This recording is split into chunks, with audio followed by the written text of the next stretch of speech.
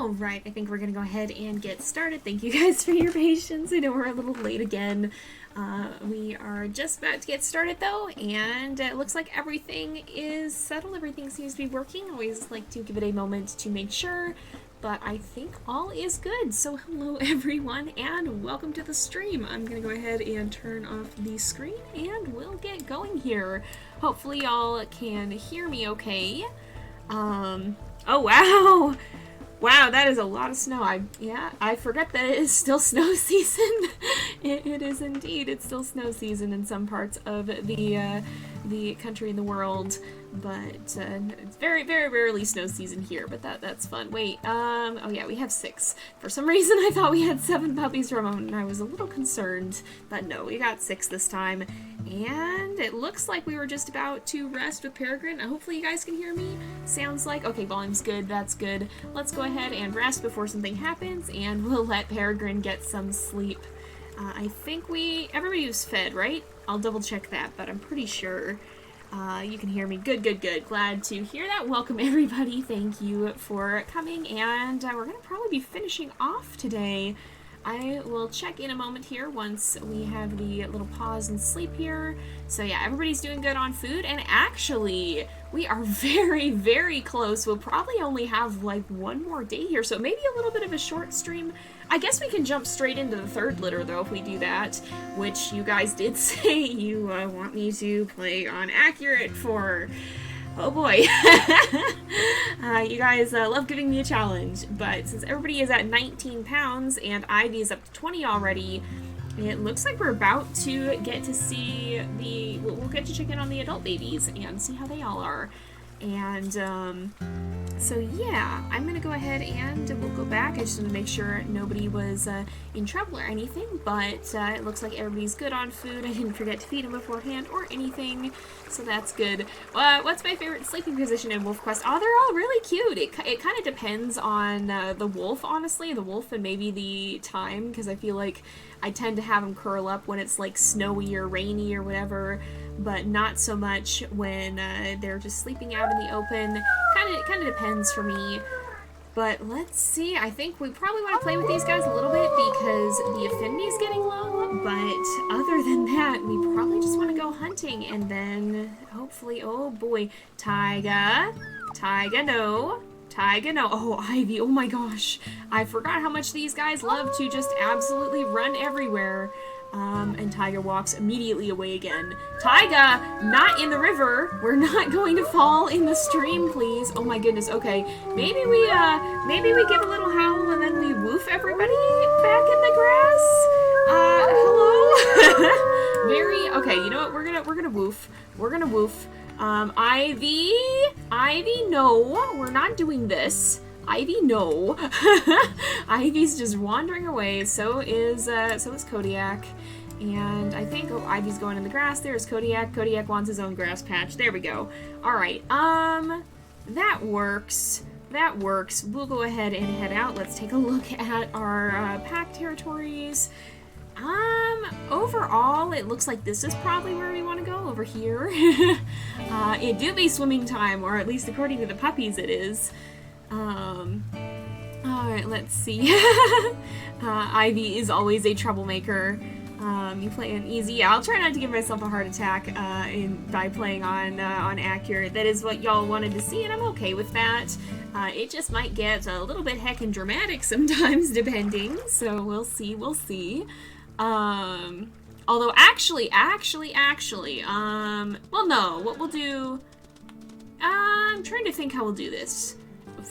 Because the other thing you guys said, oh, I'm not sure, we might send Remus back early, depending, we gotta really watch the pack affinity there. But what we might do, depending on how this goes, because I know we talked about wanting to introduce Frodo to the streams as well. Frodo is one of the wolves that I streamed with once on YouTube, but we didn't really get very far. And alternating between the legacies, which of course will give us time for voting as well, so that you guys can vote on which of the puppies you want to follow for the 2nd generation. So maybe what we'll do is we'll play all the way through Peregrine's story, put that one on pause, and then while Frodo's story is running, we'll put the the polls up, and you guys can go through the voting rounds for that while we're playing with Frodo, and that'll give you plenty of time to be able to vote for which puppies you want to follow. I think that's how we'll do it. So we won't see Frodo just yet, but we will be playing with Peregrine's next litter on Accurate, and I have kind of, since you guys like to put me to the challenge, I've got kind of a fun way of increasing the difficulty, fun way that we can go about that, and I'll be implementing that probably not for Peregrine's last litter, because you guys already voted on wanting that to be accurate, but I will probably be implementing that for Frodo's, well, he'll probably have 3, assuming he makes it through all of them, but for his litter, or for his litters, we'll have kind of a fun way of determining that. I have an idea of how we're going to go about that, so stay tuned for that. I've got some ideas here. Let's see. What else is new for Ivy? Nope, she's just like that. She likes to wander. She's a very adventurous pupper and definitely quite bold. Kodiak does seem to be the most chill. Oh my goodness.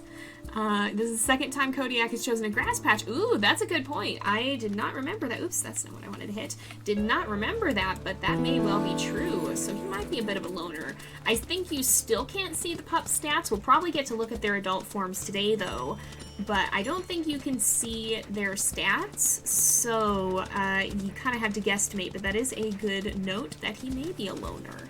I'm not 100% sure if that is what that indicates, but it's certainly a good guess. The males in this litter seem fairly quiet. Yeah, I think they are, honestly. I think the males are a lot calmer. The females... Oh. Hello? Prospect Peak. So they were here, but we've claimed this, so maybe they'll leave us alone now that there's nothing to actually conflict over. We'll go ahead and mark by this rock, though. But yeah, the females in the litter seem to be very, very adventurous, whereas the males are a little bit more chill. Taiga's kind of a wanderer. I'm always telling him to chill out and come back, but they are a little bit calmer, it seems.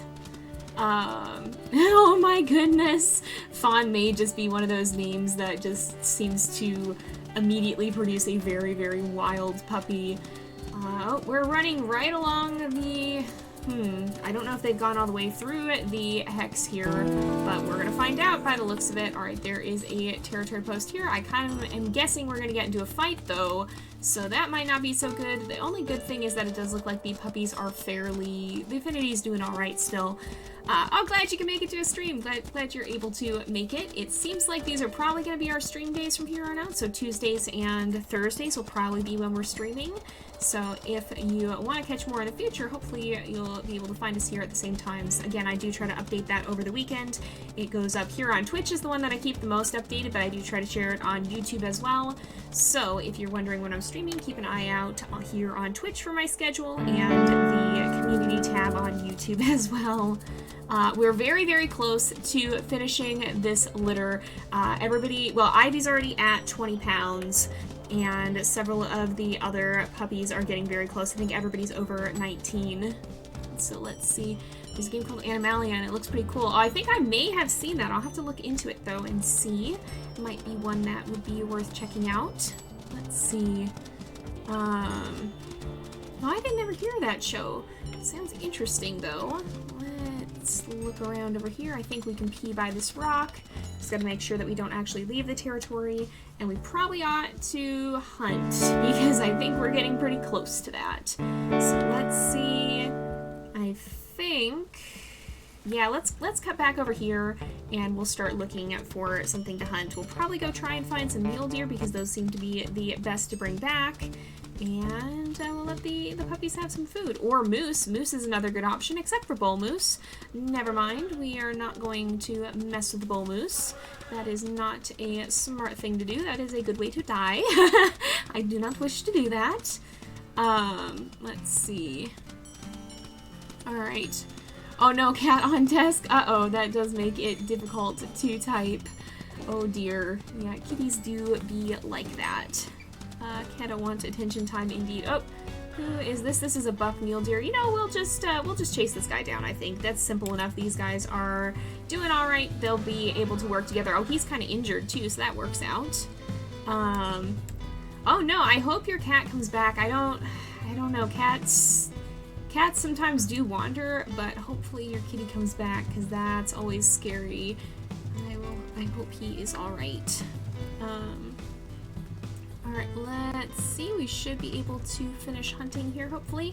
He's gonna run right into the territory with the pack wolves, probably, though. It seems like, oh, we're gonna have to slow down. Dang it. All right, we gotta regen some stamina. I'll give it just a moment. In fact, I think we'll have Peregrine try to circle and see if he can chase this mule deer back into the territory. There he is on the hill. Oh, he's running up this way. Is he coming towards us? He is. He's just coming right towards us. All right, Remus almost got him. There we go. Both of these guys can get a good bite. He has really decided he wants to run this way. He's not going to be deterred.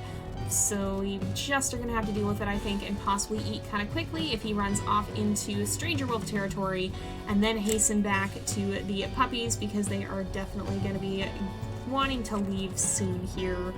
So let's see. You got your keyboard in your lap. That's a good way of handling cat, because kitties, they do like to be right in your lap when you're doing things. All right, let's see. Here we are. I think we're... Oh, he's almost down. We should be able to get to him, right? And we're deep in pack territory now. I don't want this to turn into a situation... We gotta finish off this hunt kind of quickly here. Oh, Remus is getting close. Is Remus gonna get a bite? I think he is. He is. Oh, he only got a little one, though. Oh, dang it. All right, come on, Peregrine. You gotta get a good bite. We are running very far away. I'm getting very nervous about that pack affinity now. I am very concerned. Oh, Remus got a good bite, too. That's good. Oh, boy. This is gonna be a little bit close, probably. I'm tempted to give up on this hunt and turn around and go back, because where are we, relative? Ooh. You know what? I'm giving up on the hunt. I know we're low, but it's much more important that we get back to the rendezvous site for the puppies. We will hunt again. Peregrine's not too injured. Remus is not too injured, but we're gonna have to go back and boost the affinity. And that's not going to be a good thing if that goes down too far. We really want to make sure we get back. I'm too worried about that.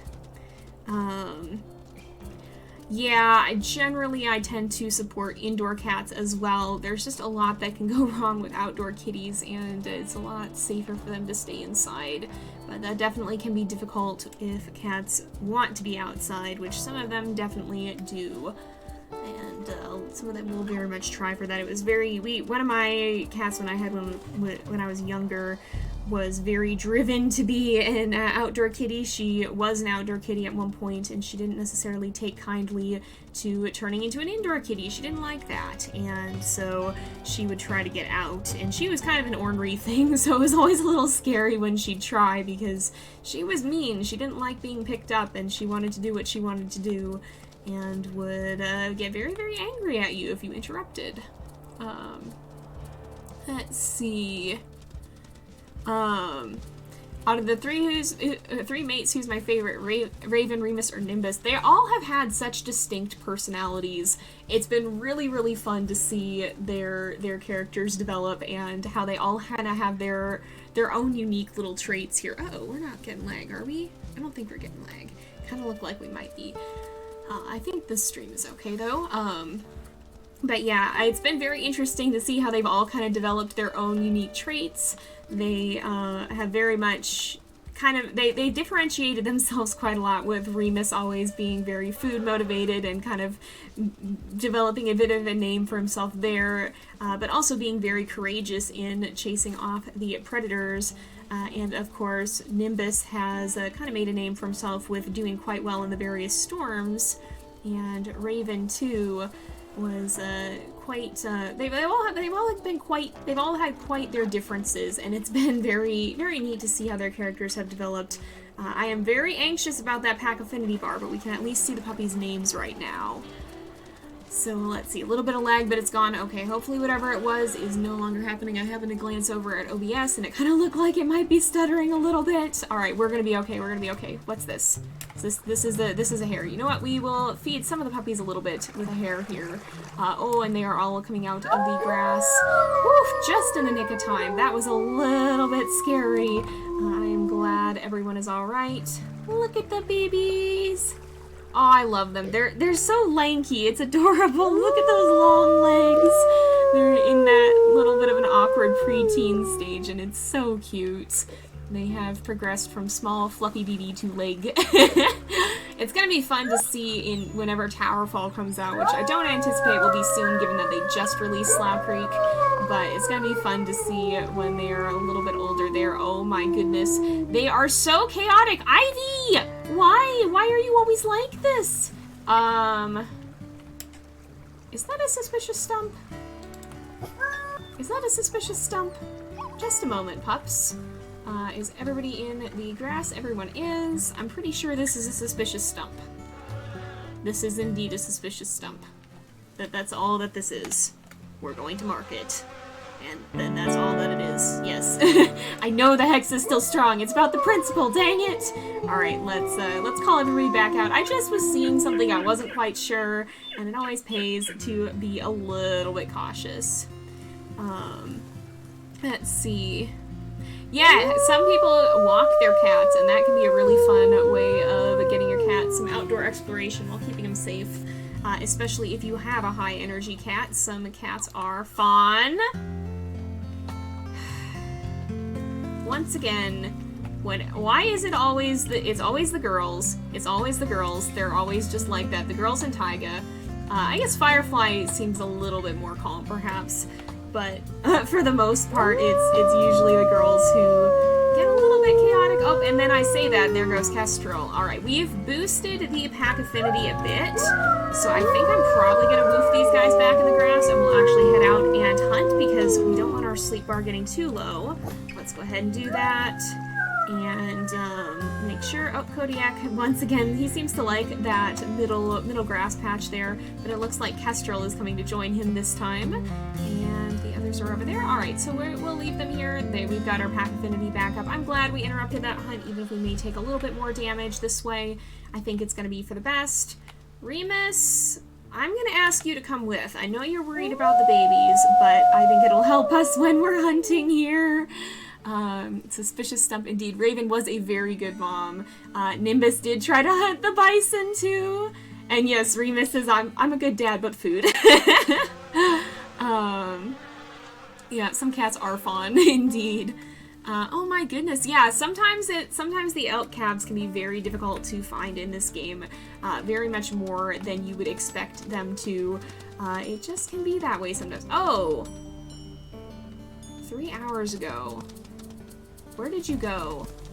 There's a grizzly lurking around. That makes me anxious. That makes me feel anxious. I don't like that. I wasn't getting any danger sense yet. Is that... This is mule deer. Okay. I wasn't getting any danger sense yet, but it's been a while since we've had a predator attack, and that concerns me in its own right. Oh my goodness. That does make me a little bit concerned overall. Oh yeah, you can get cat tents as well. That can be a great way for them to get some exploration and outdoors outdoor time without being totally free to run loose and possibly be in danger themselves or put the native wildlife in danger. Catch you later, Echo. I am glad you were able to hop in and join us. Thank you for coming, and don't forget you can always catch up on the rest of the stream afterwards. It'll be staying up here on Twitch for 2 weeks, and then it goes up on YouTube somewhere in that time as well. Let's see. What? Huh? Oh, it's a dispersal. Oh, she's leaving. She saw us and was like, nope. Oh my goodness, she's been wandering around in this area for a while, though. I wonder if she was after the mule deer here.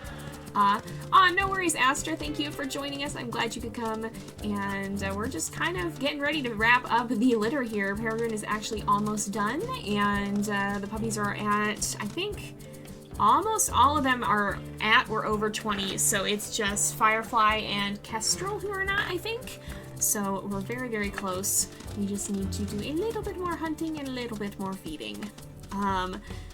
Yeah, I'm a little worried that bear is lurking somewhere. Okay, it doesn't look like these guys have any fawns with them, but that's okay. We just need to do a quick hunt. We can bring down a doe if we need to.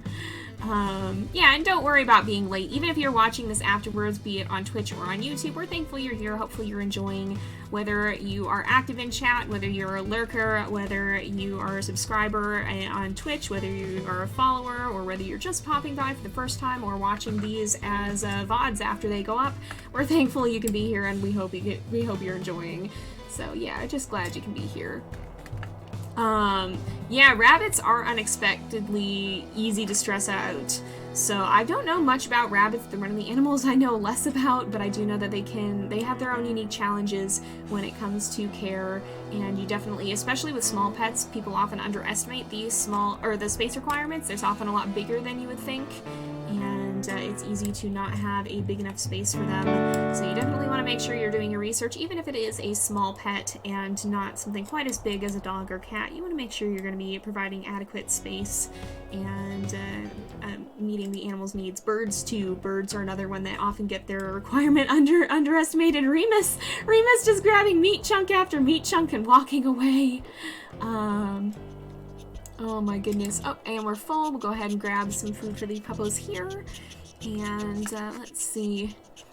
Alright, we'll make sure Remus gets to finish, because of course he does like his food too. Yeah, it kind of is animal Q&A, which is fun. I like that we can do this kind of thing in our streams. It's nice to be able to do that. That's one thing that's really fun about streaming. Oh, that's a coyote. I was like, what in the world? That's one thing that's very fun about streaming, is we have the chance to have these sort of live discussions, and you don't get that when you're doing YouTube videos. So we have more concise stories on YouTube, which is fun in its own right, but these streams are also very, very fun. Also, I do want to say, oh, there's mule deer fawns as well, more mule deer now. I do want to say a big thank you to the YouTube audience as well, and to you guys on Twitch, because we're at now over 500 followers on Twitch, and almost to 1,000 subscribers. Probably by the time this video goes up on YouTube, we will be at 1,000 subscribers on there. So thank you to everyone who's been showing interest in both the Twitch channel and the JayPlays 2 channel on YouTube. I really appreciate you guys. Glad you're here. Glad you're enjoying the videos. Thank you for your support, and stay tuned for more content. We'll be having one more litter with Peregrine and Remus here, then we'll be joining our new wolf, Frodo, and seeing where his story goes, and after that we'll be following up with whoever the heir of Peregrine and Remus ends up being. We have, if all of these guys survive, we will have 10 puppies, and plus however many come from the other litter. So yeah, it's going to be kind of interesting to see who ends up getting chosen as the heir. We'll be doing voting for that at some point in the future. Yeah, that's totally valid. It's, again, you really want to take into account the different factors that go into owning a pet. No matter what kind of pet it is, you want to make sure you've done your research. Even for the more commonplace ones like cats and dogs, you want to make sure, you always want to make sure you're going to be able to provide for an animal. And if you're not going to be able to provide what a certain animal needs, you might want to look at getting a different animal. We did talk about that a little bit in a previous stream with the whole idea of vegan pets and how oftentimes that can be a very bad thing if it's a species that's not meant to be vegan. And again, no judgment to humans either way. If you are vegan, if you aren't, if you have any health concerns, or if it's just a matter of choice, whatever the case may be, all are valid options as long as you're respectful of others in that. But when it comes to animals, you want to be conscientious of what, well, and people, of course, but animals are often the ones who, since they can't actually speak, whose needs get neglected in that regard. When it comes to the whole veganism debate, you always want to make sure that whatever animal you get, you're going to be able to provide for their needs, and if not, you may want to consider a different pet that may be more along the lines of what you're reasonably able to care for. And there's no shame in that. Not everybody's going to be able to handle all kinds of animals.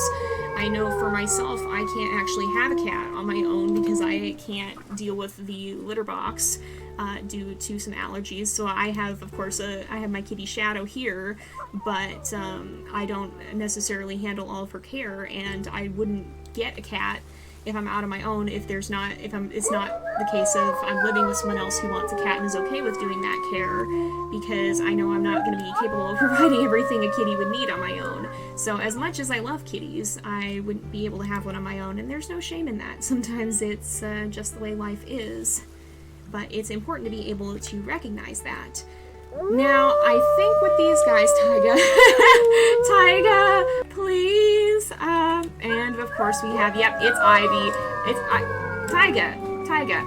Ivy! Ivy! Ivy, where are you? Oh my goodness. No, Tyga. Oh my gosh. Between the two of these, they're going to give me gray hair.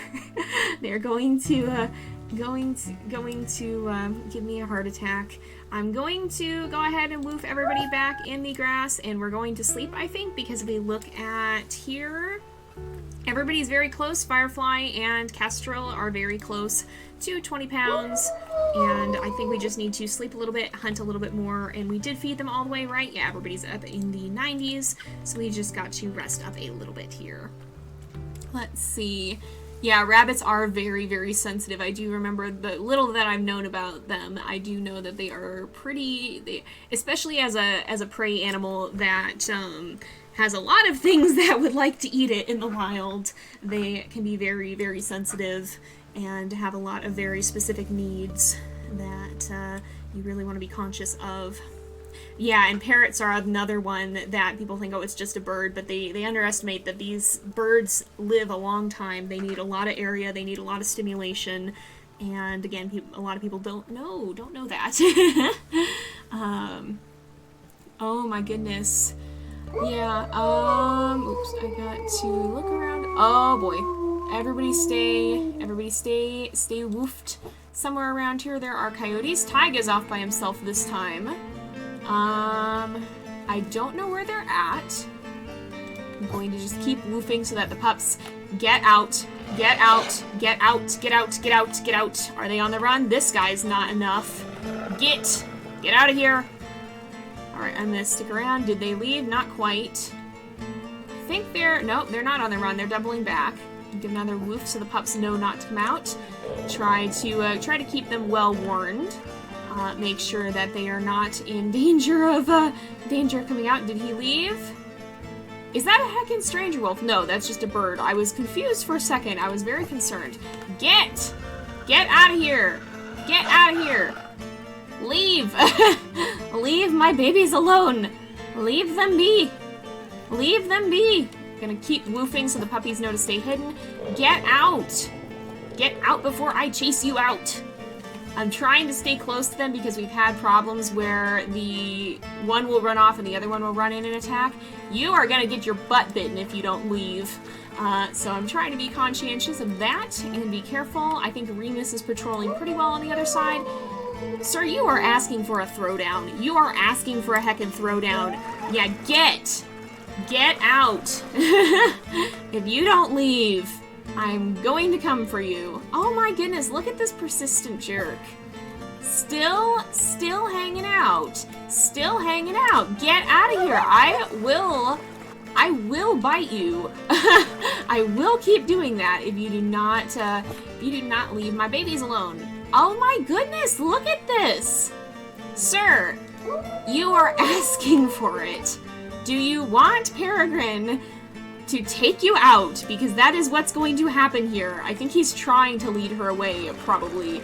And, oh, there we go. Thank goodness. It's about dang time they've had enough. Oh my goodness. Alright. Let's see. Yeah, maybe it's a rabid coyote. I sure hope not. I don't think that's in the game, but I sure hope not. It was a weirdly persistent one. I play Planet Zoo. Do I support most zoos and aquariums in the US? It has been a long time since I have been to any zoos or aquariums. It's probably been years, especially given current event. Oh, hey. Hey, we did it, you guys. All 6 of them, too. This was a much more... this one went a lot better than the last time. So you've kept your pups alive and growing at the rendezvous site. You've now completed the Slough Creek episode. Congratulations. If you like, you can keep playing here at the rendezvous site in endless summer mode. Will you wait the next episode? Towerfall coming sometime in the future, so we don't know when that's going to be. Let me click through first before I talk. You've reached an important milestone with your family pack. A new family snapshot has been saved with this mate and these pups. You can view your family tree, My Wolves in the main menu, where you can turn any of your surviving pups into playable adult wolves. And once the next episode is released, you can use the snapshot to continue on. Let's stop the spinning. Every day it is late July and the endless summer loaf around. Enjoy your pups, will keep them fed and safe from predators. So, you guys, alright, we can move rendezvous sites if we want, but we're actually going to wrap up. The puppies here are all eating, And we're actually going to wrap this up, so we've got quite a bit of time. We'll go ahead, we will turn the pups into adults, and then I think we'll go ahead and get started on Peregrine's third litter, which, as I promised, will be on accurate. So we will go ahead and do that. Look at the babies! Look at the babies! Let's go see what they look like as adults. I'm going to turn the screen on for just a moment and get that set up. And we'll go ahead and see what they look like as adults here. Alright, let me turn that on, and I will get this set up here. Oops, I gotta save here. But yeah, so as I was saying, I support the premise of zoos and aquariums. I think they can do a lot of good things for conservation, and I think hopefully a good number of them are pretty good, but you do have to be careful because some of them are less good than others. Some of them are not as conscientious of that, and so there's an exotic feline breeding center out here, which they've done a lot of good for helping with endangered big cats and the like. So I support them as a concept, but again, I don't know enough about most of the specifics to be able to comment on them. But I do support the idea because I think centers like that can do a great deal of good in the world of conservation. So yeah, much like Rain said, zoos as a whole that follow good animal keeping laws are helpful to the survival of nearing extinct species. They're good for animal education. Exactly. So let's go ahead. I hope this worked properly because I did not clear out Peregrine's old family. I would think it would, but hopefully, did I? I don't know. We already made the old puppers adults. So let me find where Peregrine is. There are many puppers here. Let's see, family tree. Okay. So I'll show you guys how this works because I think I see. All right, it just works. Okay, so that's what this is. Let's go ahead and I will turn off the stream. The screen. So we have, of course, the way this works. It shows the initial one here, but there's this drop down so where you can see Remus 2, second litter, and this is the Moonstone pack again, and here are the babies. So we have Kodiak, who has extra stamina, lower strength, extra speed, and neutral health a little bit. It looks like very, very cute babies, and thankfully everyone lived this time. Oh, thank goodness, I'm so glad. We have Kestrel as well, a little bit darker in coloration, very pretty coat color, lots of stamina, lowered strength, a little bit of extra speed, and a little bit of health. What are their parents again? I know Peregrine has boosted speed, 1 stamina and -1 health for Remus. We also have Fawn, one of our chaotic instigators. Again, very high stamina. Have all of them had +1? All of them have had a -2 strength though, so none of them have very, very good strength stats. Extra speed and a little bit less health. I don't think we had a runt this time, if I recall. We also have Firefly. Oh, Firefly has some different stats. She's got a little bit of a difference here. So 0 stamina, -1 strength, 2 speed, and -1 health. She's got the same stats as Peregrine. She very much took after her mom. Wow. Alright, let's see. I'm trying to catch up a little bit here. Yeah, accurate scares me a lot too. We're going to see how this goes. I'm a little afraid. Oh, welcome to the stream, Shmi. I'm glad you can make it. Don't worry, you can always catch these videos later too, so you won't miss out. Even if you can't make it live, you can watch them here on Twitch for 2 weeks or on YouTube from that point on the JayPlays 2 channel. So don't worry, we're glad you could join us for a little bit. And even if you miss the stream live, you can always catch up later if you want to. But very much welcome to Twitch and have a good night. Let's see, the pups are very, very cute. We just kind of paused for a moment. I wanted to check chat. I think they all still may have dark coats. They're a little bit lighter, but they all, like if we look back to Remus here, if we look at Archie had a black coat, so they're all still in the realm of the dark coats. I think they all look pretty dark. I think Archie was lighter than any of them, and he still ended up with a black coat, so I wouldn't be surprised if they all do have dark coats. We also have Ivy, a little bit more reddish, so she has high stamina but lowered health. Interesting. That's an interesting combo. And let's see.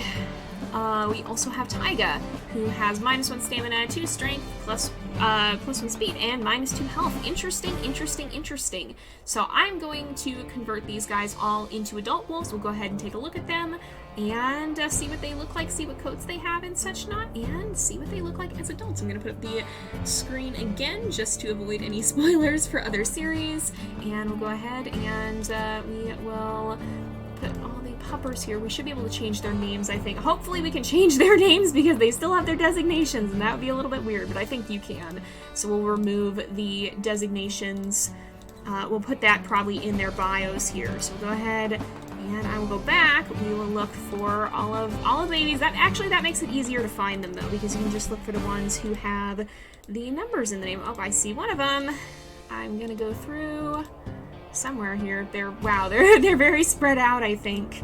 Oh, I think, was it Fawn who was first, or was it, I think it was Fawn who was first. Fawn and Kodiak. Was it? I think we'll look at Kodiak first, I think. So let's go ahead and see. Interesting, interesting. All right. So I have found him here. We will go ahead, turn off the screen, and here he is. So this is Kodiak.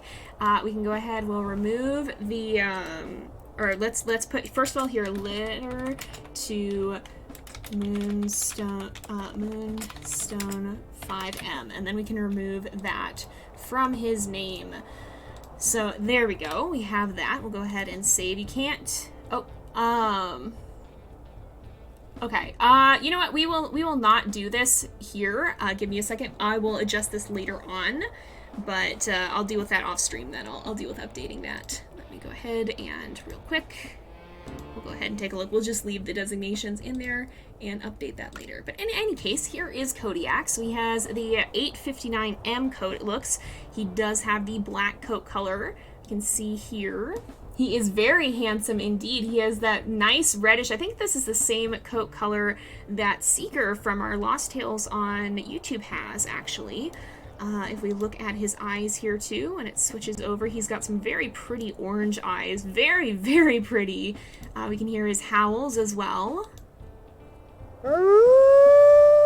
He does have a collar too. Yeah, I noticed. I didn't know it actually assigned that as an option.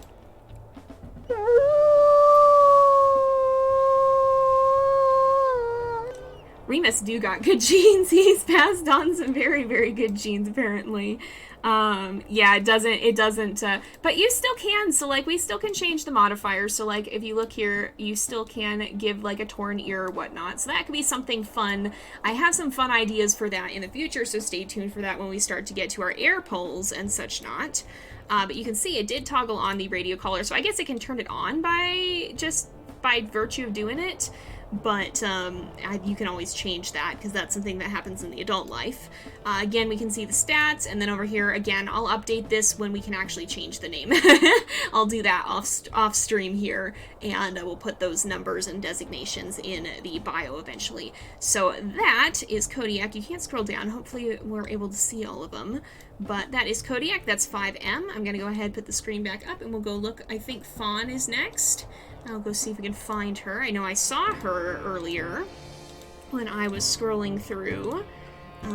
Somewhere around here. There she is. Alright, let's go ahead and hit modify. And once again, it does look like we have another black coat. So she got a little bit more of a solid black one with less color variation. A little bit of a white patch under her throat, though. Not white, but light gray.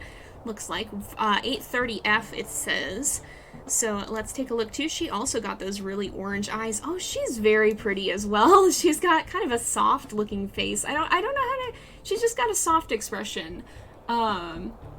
Indeed. Can you give them ear tears and stuff even if they're pre-customized? So like, yeah, so the way it determines is like stuff like coat color, that's all genetic. But, you know, you could get a torn ear at any time of life, so you can add stuff like that, or bent ears. You could add stuff like that in the customization here. Thank you for joining us anyway. Hopefully school goes well, rest up, and hopefully you do well in your classes as well. Don't forget you can always come back and watch these later, so even if you can't catch them live, don't worry, you'll be able to catch them later on if you so desire. But let's go ahead, we'll listen to Fawn's howls. She is really pretty.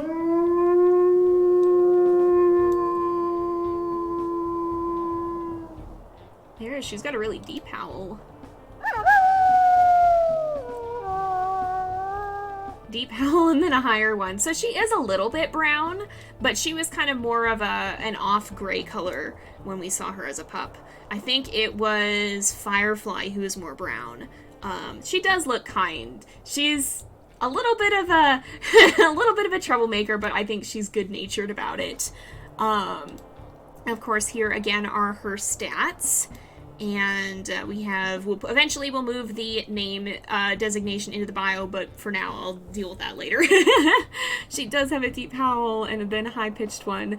She definitely does. She has the range. So that is fun. She's going to be another option for Peregrine and Remus's heir. Of course, all these wolves can be. You'll have the chance to vote on that during Frodo's story, which will be starting after Peregrine's next litter. So I'm going to go ahead and put the screen on, and we'll go look for one of the other wolves. We'll see who's next. I think that maybe... I think it was Kestrel before Firefly. But here we go. Here is Kestrel. There he is. So he's got a very dark coat as well. All of them have black coats. I think. But look at those stunning yellow eyes. Oh my goodness, he has very bright eyes. If we go over here, you can see he does have very, very bright gold eyes. I think that takes a little bit more after Peregrine than Remus, but he has a little bit, not as solid as Fawn's. His has a little bit more color variation, but a little bit less reddish. A little bit still more in the brown, and then we'll go ahead and listen to his howls as well. Oh, I missed doing the first howl again, but it is pretty. A wolf choir would be really pretty.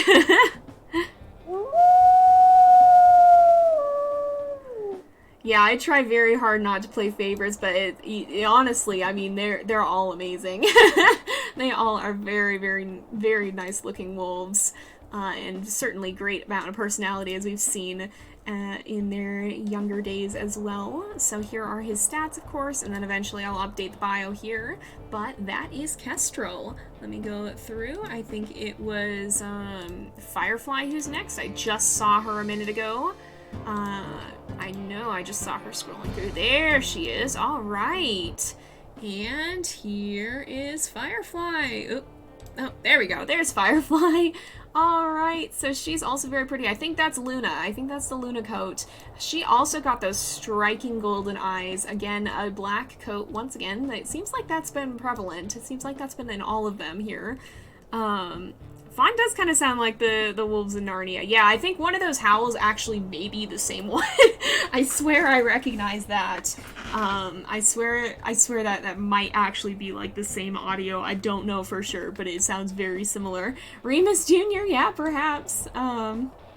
We will start the third litter. I doubt we'll get to see the puppies today, but we'll start marking territory so that we can see them earlier on next week. Or Mackenzie. Oh, this is Mackenzie. Oh, okay.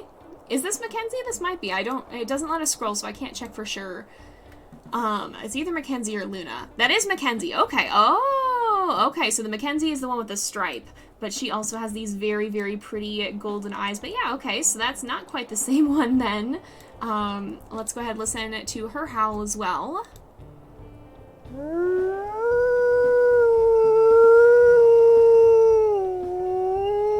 She's got a white throat patch too. I didn't notice that, but she's got kind of a soft howl.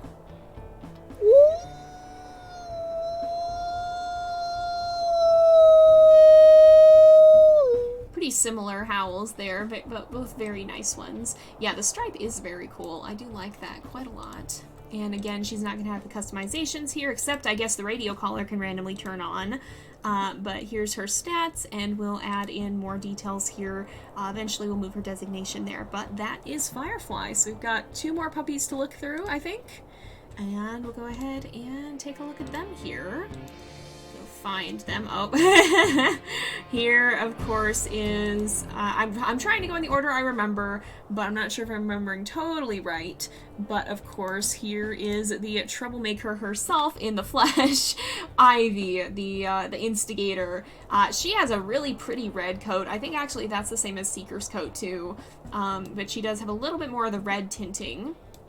And she's got kind of a little bit paler yellow eyes, it looks like. So this is the 859M coat again as well. All these coats where you can see they have like the designations there, those are based off of real world wolves. If I am not mistaken, they're wolves from actual wolf packs. So this would be the coat based off a wolf by the name of 859M, which is pretty darn cool. So yeah, very well may be difficult to get to pups today. We're just going to try to get closer to it at least. She does have a soft voice. All right, let's see. It is.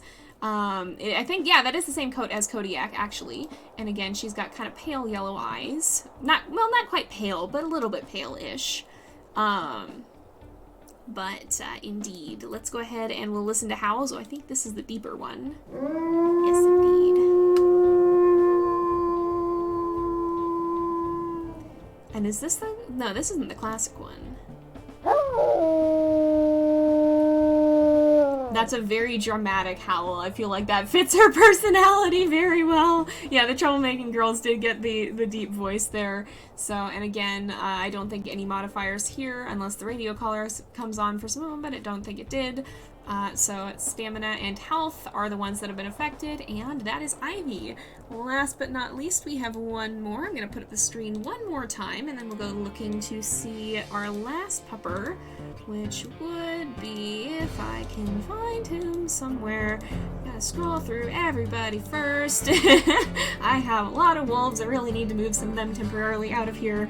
But last but not least, we have Taiga! Here's Taiga. He also has the 859M coat. He's a little bit more red too, a slight bit more of a reddish tint. So all of them did have black coats again. That is a very pretty secondary howl. Yep, indeed. This is our last pupper here is Taiga. So we gotta remember we got through 7, so the next wolves will be starting with 8 when we rename them. But here he is. He got a little bit brighter yellow eyes, kind of like, I think his mom is the one with the lighter yellow eyes, but very, very pretty. They stand out quite a lot. I love bright eyes against a darker coat. That's one of my favorite looks. It just is so cool. The eyes look like they glow. It's great. But here is Taiga. We'll go ahead and listen to his howl.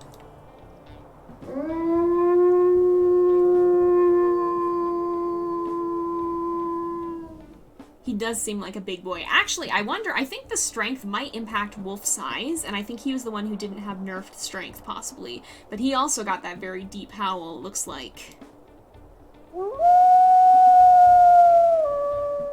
And then a much higher pitched one for the secondary. But yeah, if we look at his stats, he has +2 strength. I didn't realize he had a +2. So yeah, because his strength is higher, I think he might just be a very big boy. He is a very, very strong wolf, it looks like, but not actually that tanky. Or well, yeah, maybe, I don't know. Not that tanky, so he would be kind of a little bit of a glass cannon here. He would be able to run in and bite hard, but not for very long, because he also has a little bit higher speed, a little bit lower stamina. But yeah, that is our wolves. That is the next litter here, and the ones that will be potential heirs. So we're now up to 10 wolves, I'm pretty sure, and we'll see how many we have in this next one. If not this episode, then the next one. But we're gonna go ahead and I'll actually go back to the main menu, and we'll start our accurate playthrough with Peregrine and Remus. So I'll put up the screen a little bit longer, and then we'll go back. So that's the potential heirs. I will be doing videos on all of them, but not just yet. We'll go ahead and, I don't want to start with these guys, gotta go find Peregrine again. Somewhere amidst the many wolves. But yeah, so what I'll be doing videos on these. I think I can upload them here on Twitch, so you'll probably see them here on Twitch first, and then on YouTube as well. You'll have the chance to vote through Frodo's story, and then we'll go ahead and we'll pick the heir from that, and then while we're running Peregrine's heir's story, at that point then we will we'll be running the poll for Frodo's heir at that point. So let's see, let's make sure. So single player Slough Creek, Remus.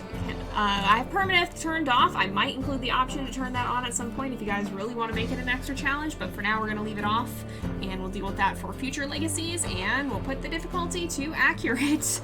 So here we go into round 3. This will be Peregrine and Remus's final litter before we choose the heir. And of course, after this, we'll alternate off with Frodo and see his story unfold. But, yeah, I'll get as ready as I'll ever be. But here we go. As soon as you switch game modes, the stranger wolves came after your pups and killed the pup. Uh-oh. Yeah, they do be like that. I'm very scared. I've never actually beat Slough Creek on accurate before. This is going to be a first time. We'll see how this goes. I've played on accurate before. I got pretty good at hunting on accurate at one point. But, yeah, we'll see how this goes. Am I planning on making a custom screen for the streams with wolves like Peregrine, or do you think it'll remain 8? And eventually I'm going to be swapping everything out to custom. I just needed to have something, and this works. So eventually we'll be having a custom channel, or I just have to actually produce all that stuff, and that takes a little bit. So I don't have anything ready at the moment, but we'll be slowly switching it out. Alright, let's see. Sometimes pups just come out of the den, but we are here, so let's go ahead and here we go. Wolf's life is about one thing, passing on its genes to the next generation. All else, from hunting elk to defending a territory, drives towards this single goal. You and your mate survive the hazards of the wilderness long enough to meet each other, form a bond, and survive the winter. Now, you can try to realize this goal. With pups of your own, you and your mate will become the breeding pair, sometimes called alphas of your pack. Their survival and the survival of your genetic code will be your responsibility. Even with all the dangers you face to reach this point, your real struggle has only just begun. Here we go, you guys. Playing on accurate, and we're gonna set out into the snows of Slough Creek. So, as per the usual, we'll go here. We always have our area choosing. Last time we were in the area up here. First time we were in the area up here. So we have northwest, northeast, southeast, southwest, and then center area in the middle of the map.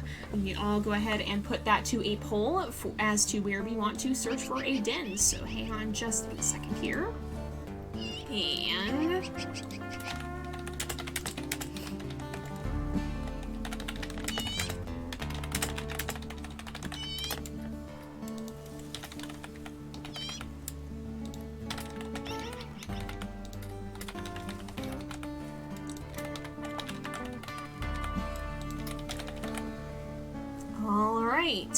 so we have our options. We'll go ahead and see where you guys want us to go. Don't forget to vote in that. Yeah, it is a process, so eventually, the longer the stream goes on, the longer I keep streaming, the more we'll start to swap stuff out. Just gotta actually figure out what I'm doing and actually do it. Ooh, spaghetti does sound yummy. Now I'm gonna want pasta for dinner. I'll have to eat after this, so maybe I'll make myself pasta. We shall see. Remus's shadow genes are very strong indeed. We have had 10 surviving puppies, and all of them have had black coats. Which, it is a dominant gene. It does make sense. You only need 1 copy of the black coat gene for it to override. You need 2 copies of the gray coat gene to have that expressed. But, yeah, he has had 10 puppies who have lived to adulthood, and all of them have had black coats. So, indeed. I bet Peregrine's genes are lurking underneath, though. It'll be interesting, because the way this works... Oh, and it looks like you guys have voted for Southwest. Interesting. Alright, so that's down here in this area, so we might as well just put a scent post right here on Little Butte.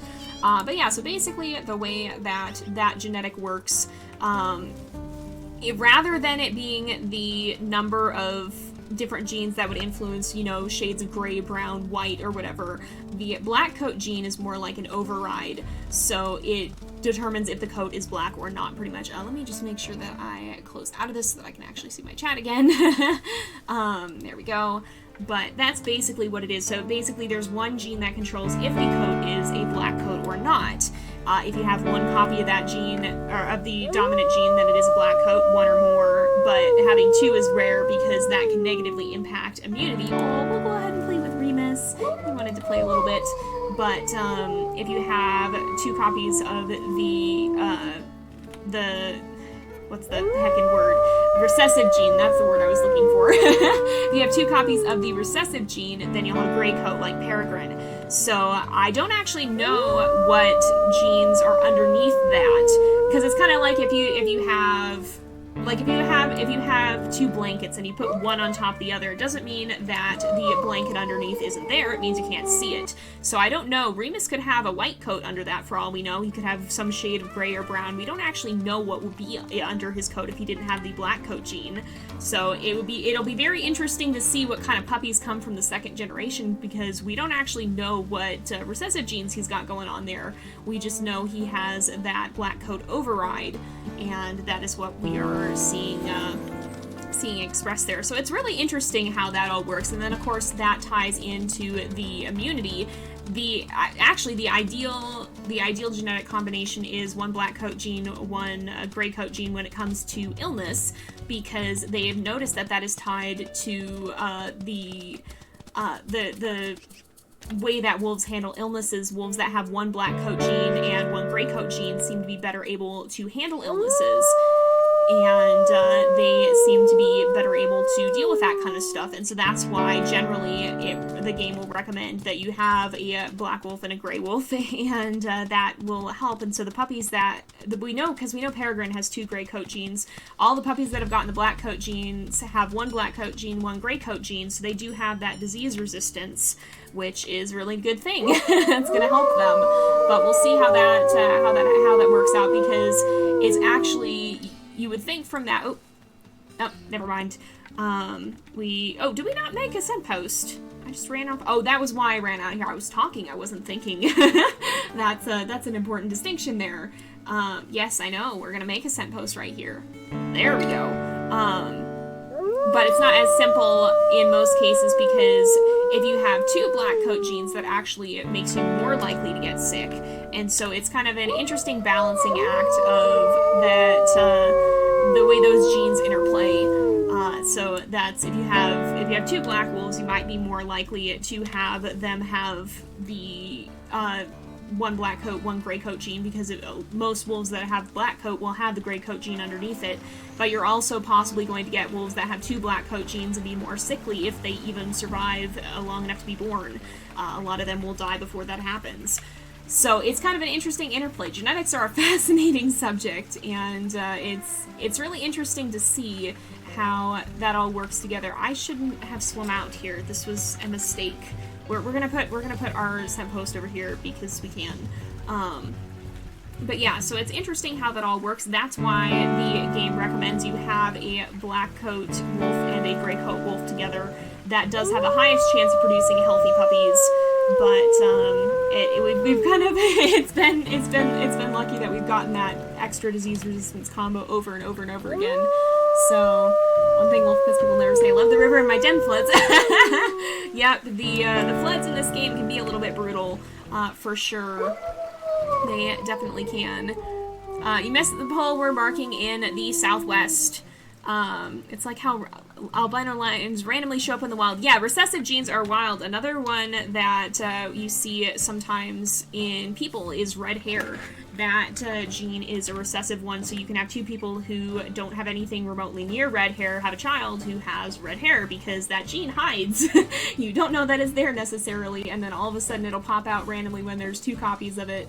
And so recessive genes do be out here wild, and I think it's really neat how stuff like that can work. There's so much uniqueness and diversity in nature, in people, and it's really cool. It's very beautiful. I think it's really neat to see all the interesting little things that can come of that, and just how much variation there can be. But at the same time, we're all still human. And I think that's a neat thing. It'd be kind of a boring world if we were all the same.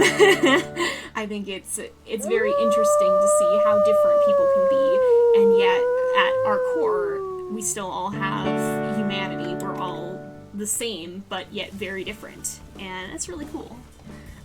We have not had appreciation for rain time yet this stream. Guys, we gotta fix that. Everybody go appreciate Rain. She does a great job as a mod, and she does an amazing job. She's a great person, wonderful mod. Everybody go love Rain. we always gotta have Rain appreciation hour on here. What's wrong with us? We're missing the time. Aw. Hey. Let's see. Uh-oh. Yeah, some genes are not as as fun as others. There's good and bad, and that's kind of. Oh, there's a den near here too. Oh yeah, of course there's a den near here because I am I'm not thinking. This is the old Saddle Meadows den, if I remember correctly. But yeah, genetics do interesting things, both good and bad, and you know that's kind of the world we live in has a lot of good in it, and it has stuff that's not so great too, and that's kind of just part of life. But you know the bad things in life don't make the good less meaningful. Honestly, in many ways, I think they make it more meaningful, because if there was no bad, then we wouldn't see the good for what it really is, I guess. In a way, that can bring us back to what is good in the world.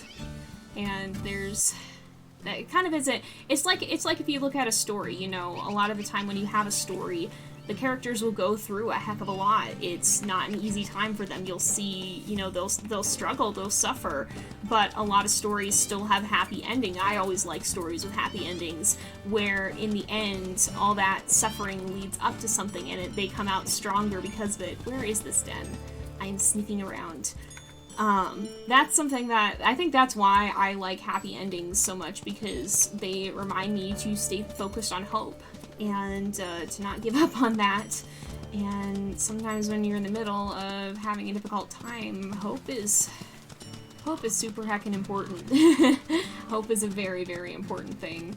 And I like being brought back to that and reminded that there is hope. I think that's very important. Where is this den? I can't find it. Is it down here somewhere? No. No, where is this den? Where is this? I've lost a den. Actually, I can't even say I've lost it, I just never found it. Somewhere around here. Up here is closer. I'm looking for den scents, but I'm not seeing them. If we go over here, is it somewhere on this side? Maybe it's somewhere on this side. Because the wind is blowing this way, so if we're not seeing the den, it's gotta be farther this way. It's not, it's this! Oh, it's this little thing! Okay. Found a potential den site, there we go. There, we have that scene. And let's go over this way. Alright, I'm going to head down here, I think. Yes, that is another incredibly important thing, too. Like I said, you know, we all have different genes, we all have differences, and that doesn't make us any less human. That doesn't, our worth doesn't come from the genes we have. Our worth comes from the fact that, you know, we're all human. And our worth is not determined by who we are, what we're capable of. Our worth is intrinsic. And that's super important, too.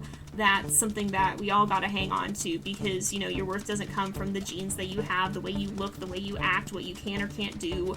That's not what determines your worth. Your worth is innate.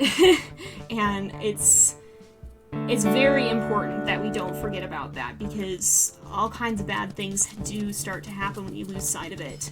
I think it's beautiful how different we are as people, but too often people try to weaponize those differences, and that's so heartbreaking. Because for good or bad, I mean, none of us are the same.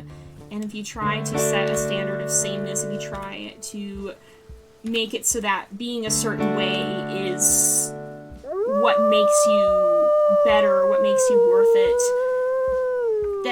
it's not how it works. That's only going to lead to heartache, and it's not even true. Setting an arbitrary standard of what makes someone worthwhile is only ever going to cause harm. And I said it recently, I'll say it till the day I die. What your worth is does not come from what you can accomplish. It doesn't come from who you are, what you look like. It doesn't come from any of that. Our worth is innate. And I think that's beautiful. This is the den we already saw. I'm getting distracted. Always gotta have a little bit of our philosophy hours, of course. But you know, that's something that I think is super important to hold on to. And that means that every one of you watching this, everyone hearing me say this, everyone who's not hearing me say this, all of you have worth, all of you have value, you matter, you are important. And it doesn't matter if you can or can't do something. It doesn't matter what you look like. It doesn't matter where you come from. You have worth and you are valuable. And I will not stop saying that. I will not stop holding on to that. You know, we should probably hunt. we probably should get some food here. We are getting a little bit hungry, we are getting a little bit tired, and we need to have something to eat. Let's go ahead and do that. Be kind of careful though, because this is accurate. Have to remember that I can't just go rushing in willy-nilly. And trample damage on accurate is a pain in the butt. Trample damage on accurate is a pain in the butt. Let's see. I'm losing sight of this. Alright, I need to catch up on chat. I will do that after. I have not looked at chat for a little bit, but if I look away from elk, I'm going to get kicked to the face. So let me finish this hunt. There's also bison right here, apparently. Alright, this one's down kind of low. Ooh, goodness. So this one I think is worth going after. We just need to... These guys are really floundering around. Alright, ooh, get out of there before the mom kicks me. I think we can do this. Alright. Everybody is running in circles in this weird little valley. I don't like that! That's bison! They're running by the bison! No! Alright, everybody is so confused right now. It's just absolute chaos. Ow! That was 100 damage! My gosh! One hit that was so... Oh my goodness. Alright, let's try here, let's try here. I think we got a little separated from the mom. There she is. We gotta get out of here before she catches up. Swim away, swim away, swim away. No, swim away, swim away. Alright, I don't like the water as much now. I don't like not being able to escape quickly. Let's see. Deep time indeed. I just glancing over briefly. And, oh, Remus! Did you find a different calf that we want us to go for? No, you found a mule deer! Remus! Remus is just like, to heck with this, I'm onto the mule deer. He was right, too. It's a pretty weak mule deer. Okay, Remus, you made a good call. You made a good call. I'm stuck in the water again. Oh my goodness. He did a good job, though. He found out that it was a pretty weak mule deer. And that's a good thing. You know what, we'll probably hunt a lot of mule deer this playthrough because elk are scary and intimidating. Alright, let's see here. Dump, bump, bump, ba-dump, ba-dump. Here we are. Oops. Oops, let's see. If we run down here, Remus is very much just going for it. Remus is going ham. Alright, we should be able to bring it down though. Ow, we did take a good bit of damage there though. It's gonna be a lot harder for Peregrine to do things solo, I think. We're gonna have to plan on relying a lot more heavily on Remus coming with us because otherwise we're gonna have a very difficult time with things, I think. So we need to very much plan on him coming with us every time and not staying home with the puppies. We gotta keep that in mind because I don't think Peregrine's gonna be able to hunt on her own. And yeah, that's true. That is true too. Not all stories that have unhappy endings have to end without hope. I think that's what bothers me about certain stories in the modern world is like, I know for me, I don't read stories that will bring me down. Like, I read stories that will leave me encouraged, not leave me feeling more hopeless than when I went in. Not all happy endings have to be perfect endings. Sometimes not everything works out, but there's a big difference between a story that ends in despair and darkness than a story that ends with pain, but with hope. And I think that's a huge difference, and that's, you know, not to bag on people who do like stories that end a little bit more grimly, but it's really not my thing. It's just really not. I'm not too fond of that. It's not the kind of story I like to read. I like to read stories that will remind me of the hope that I have and inspire me to stay focused on it. Let's see. Oh my goodness!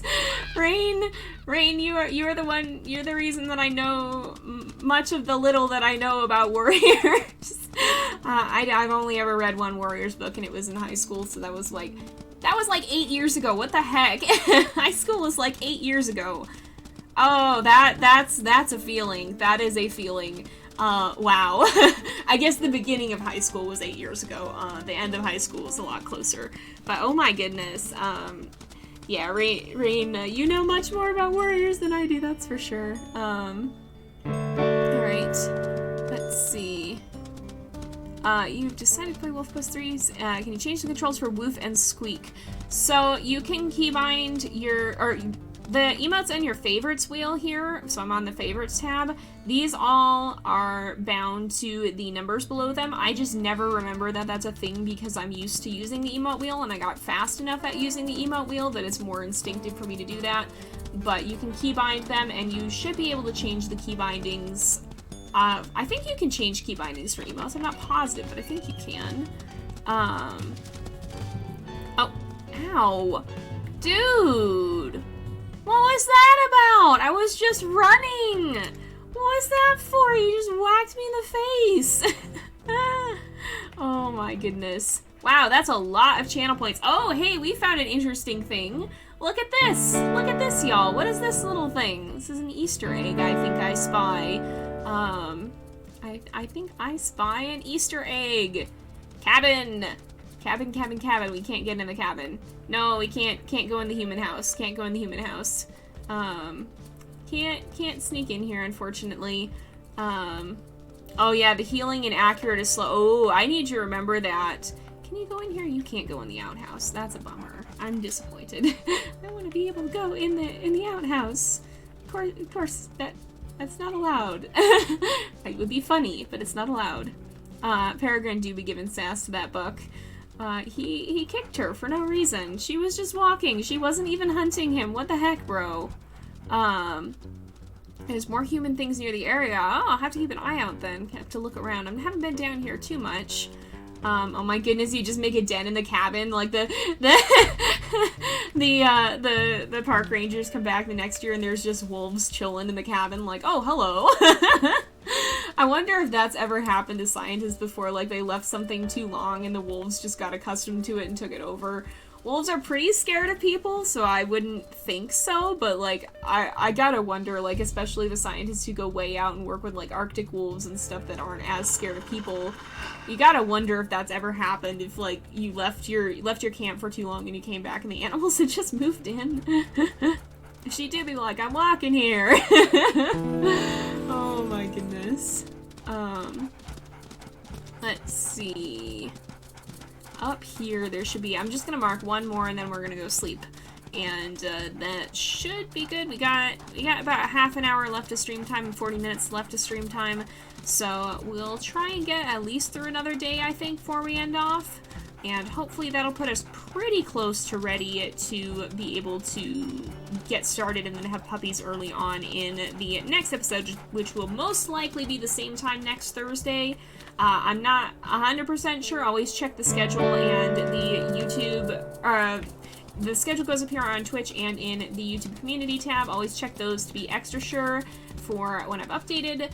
But as a general rule, I would like to try and keep my stream times about the same if I can. As long as that continues to work, it'll probably be 3:30 to 5 p.m. PST on Tuesdays and 2 to 4 on p.m. PST on Thursdays.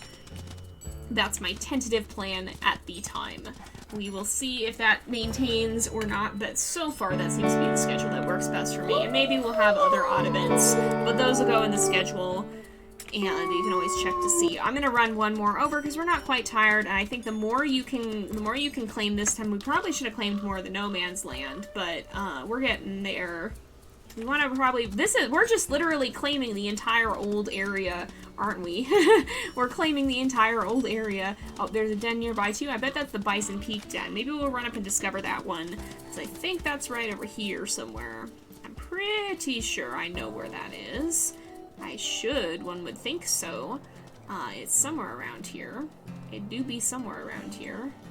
I think I'll recognize it, won't I? I probably ran right past it. It's probably on the other side of this hill. Oh, is this it? Nope, that's not it. That's a random stump. Here it is. Here it is. Bison Peak Den. Alright, we'll go ahead and mark our territory up here somewhere. And then, we'll go ahead, there's somewhere. Let's claim the scent post and then we'll come back.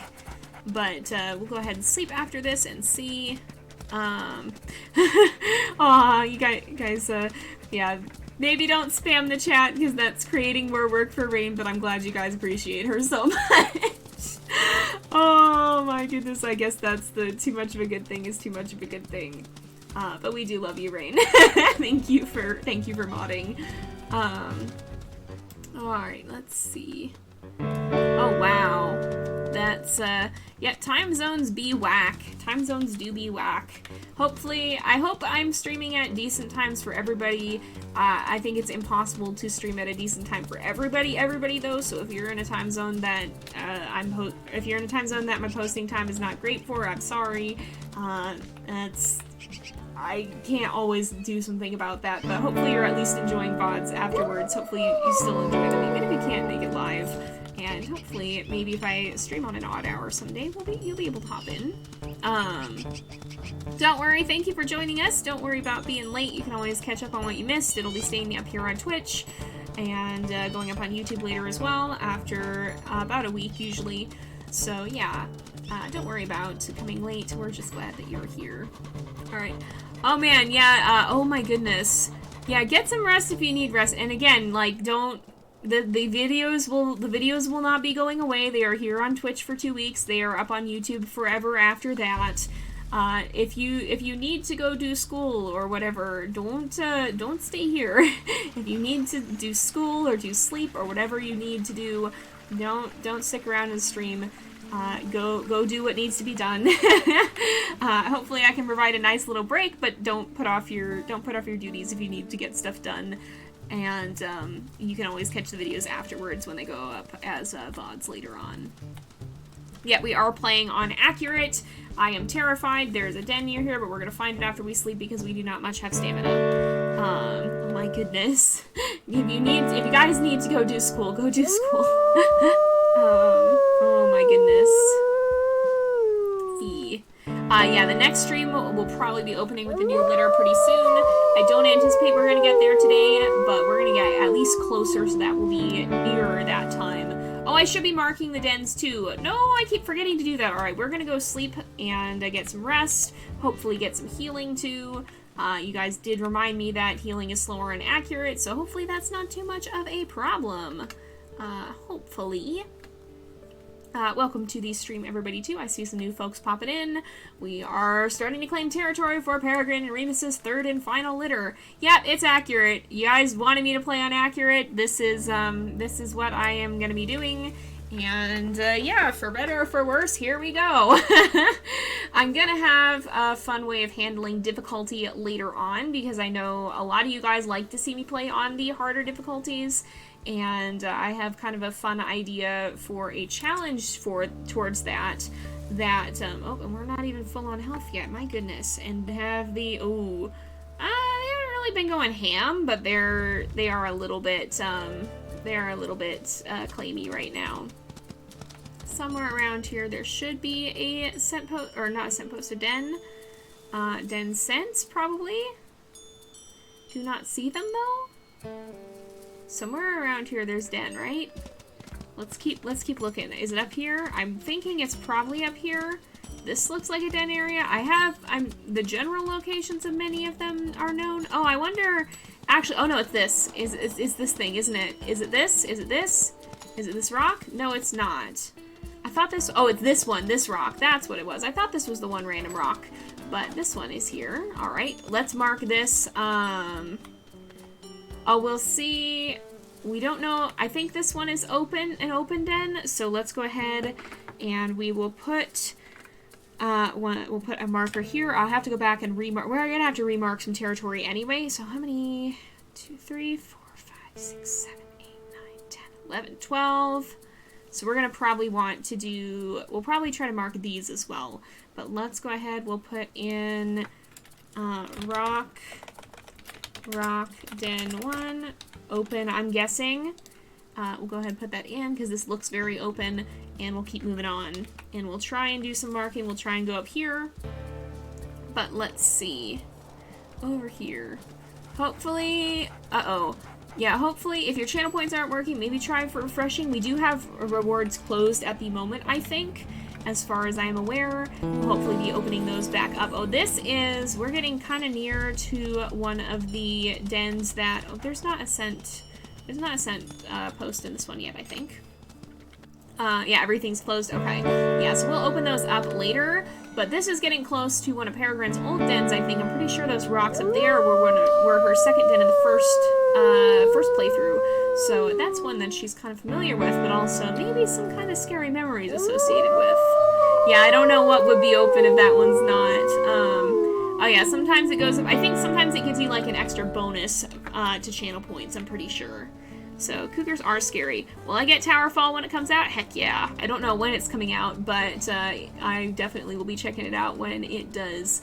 Y'all love WolfQuest, I love WolfQuest, I'm definitely gonna be playing it. You know, I can't remember anything about chemistry either, honestly. Like, for the most part, I think my brain just dumped that information as soon as it was no longer needed. I do remember chemistry being kind of hard. That was one of the classes I definitely had a difficult time with. And I don't remember most of it now. I remember it being interesting. I did like setting things on fire, but I mean, how often do you get to set things on fire? It's not often that you get that. Remus! My gosh! How often do you get to do that in a controlled setting? Fire can be fun. So Remus is running around. This is the Saddle Meadows den, by the way. Let's go ahead and we'll put this on our map too. So, or not Saddle Meadows, Aspen Heights. This is Rock Den. And I think this is open, probably. Most likely. I'm guessing it counts as open. So this is another good option. Oh man. You exploded a test tube, Rain! Oh, that sounds like a story. Yeah, I had at one point, we did like a sugar experiment, like where you burn the sugar, and I kept like the test tube. I don't know why I kept the test tube, but I had it somewhere. Just this test tube full of burnt sugar. I don't know why I did that. I just did. So I do have that memory of chemistry. Remus didn't necessarily... Oh, hi. You jerks are here. Alright, let's, oh boy. You guys are, you are a problem. Not our old enemies. Get out. Get out, get out, get out. Get out, get out, get out. I want these guys to leave. Oh, hey, get off me, get off me. Oh boy. Ow, 46 damage. What the heck? Oh, this is gonna be a problem. No, why, how did you bite me? I don't like you much. I really don't like you much. You guys need to leave. We might actually be able to win this fight. We might have to rely on sneaky territory claiming. Because what the heck? That was a little bit intense. Oh, we are, am have problem. Oh good, they're leaving. Thank goodness they're leaving. What the heck, man? That was heckin' wild. I'm not sure I liked that. I'm not sure I liked that. Remus do parkour. Yeah, I'm realizing they are, in fact, very hard fights. You were not joking. Yeah, I forgot how, heckin' whack they are. You know, honestly, I avoid fighting stuff on accurate, so this is going to be interesting. Oh my gosh, that's wild. Also, oh no! Wow, yeah, yeah, I guess if you don't get a small boom, sometimes you get a bigger one. Oh my gosh. Wow, alright, yeah, thank you, I'm glad that worked. I did not know if that was going to work or not. I was very concerned it would not. I think this is... Oh, I think I know what den this is. I think I recognize this. Oh, it's right here. I see it. I see it. I see it. I see a scent. Yep, it is just this open one. So this is Dirt Den as well. We might have more, because I think we have... We'll see. Dirt Den 1. I think this is... I assume this is also open. Let's keep going. And we'll try and claim a little bit of extra territory on this side. Goodness. Some of your school stories sound wild. Sounds like, I mean, yeah, that's pretty wild. Oh my goodness. That sounds like some painful math. I'm trying to remember what, ow! What the heck? I'm literally just trying to exist. Why are you like this? Why is nature trying to kill me? Oh my goodness. Oh my goodness. Alright, there's a den somewhere near here. I'm not sure if I know where it's at. I do remember there being lots of math and chemistry. Oh, you know what did happen in chemistry? I do have one chemistry story that I remember, and that was somebody when I did chemistry class. So I was homeschooled, but we had a few outside classes with other local homeschoolers. Was how that worked, and chemistry was one of them because, unsurprisingly, it's a lot harder than you would expect to safely let your children set things on fire inside your own home. That's a difficult thing. Also, I'm just going to start eating rabbits. I'm not hunting today. I'm not dealing with this. I'm going to hunt rabbits, and this is what I'm going to do. I'm going to hunt rabbits until I'm full. But yeah, so that was what that was. We had class together, and okay, so it wasn't like we did anything unsafe. We had teachers who knew what they were doing, but we didn't have like necessarily a super dedicated lab space. It was all experiments that didn't necessarily need one, but it also wasn't like a specific chemistry classroom, so there was a smoke detector. And one thing that we did that was not that smart is somebody had the bright idea of putting the Bunsen burner under the smoke detector and turning it on for an experiment. That didn't take long to go poorly, and the smoke alarm went off, and it was very, very loud, and we were in an enclosed space, and I was not vibing. I am very noise sensitive. I don't like loud sounds. Smoke detector going off right over my head was not fun. I did not enjoy that. And bright, brilliant idea, Jay decided to go, you know what, I'm going to make the smoke detector stop. Oh, there was a scent post here. But I was like, I'm gonna make the smoke detector stop going off. I'm gonna stand on the chair and blow on it really hard and make it stop because that'll blow the smoke away. And I don't know why I thought that would work, but I climbed on the chair and started blowing on the smoke detector because why not? What else was I to do? And somebody else, one of my classmates looked at me and was like, oh my gosh, what are you doing? That's not gonna work. And like right as he said that, the smoke detector stopped going off. So apparently, through some stroke of either madness or genius, I'm not sure which one, it heckin' worked, and I to this day do not know how I pulled that off, but it was one of the stupidest things that I've ever succeeded at, and it remains one of my proudest moments from chemistry. Yeah, Peregrine is just like, I am just trying to exist. Oh my goodness, let's see. Oh, that's not a smart idea. That's really not. That doesn't seem like the world's best idea. Yeah, don't eat food that's been left out too long. Oh my goodness. I think everybody was a little bit wild during school, honestly. Like, it feels like everybody has at least one wild school-age story. And that's probably why schools have so many of them, because you're combining a bunch of kids who are all at that age, all who just do things sometimes, because we all had that age. And then you're putting them in an enclosed space and expecting that not to compound the chaos. Why does anybody have that expectation? It always compounds the chaos. So that's probably why wild school stories are a thing, honestly. Oh my gosh. I'm glad that didn't set anything on fire, Lupin. Oh my goodness. I did prove them wrong. I don't know. Somehow, in my total lack of calculation, I was heckin' right. I don't know how that worked. It just did. It somehow just worked. I really don't get it. Ooh, that's not good. Yeah, there's too many possibilities for safety violations too. That is one scary thing about stuff like chemistry class. Yeah. Alright, let's go down here. We'll mark territory. I'm going to put a scent post right here. This seems like a good place for it. Right by these trees. We'll go ahead and pee on the scent post. Go ahead and mark this. And we're almost done. We're almost done marking territory, actually. Maybe we will. We probably won't get to pups, but we might get close. We might get closer than I thought we would. But we do need to get food as well, actually. So maybe we should focus on that, because I think we've marked, so we've got 1, 2, 3, 4, 5, 6, 7, 8, 9, 10, 11, 12, 13, 14. So we gotta mark maybe one more over there would be a good one to do.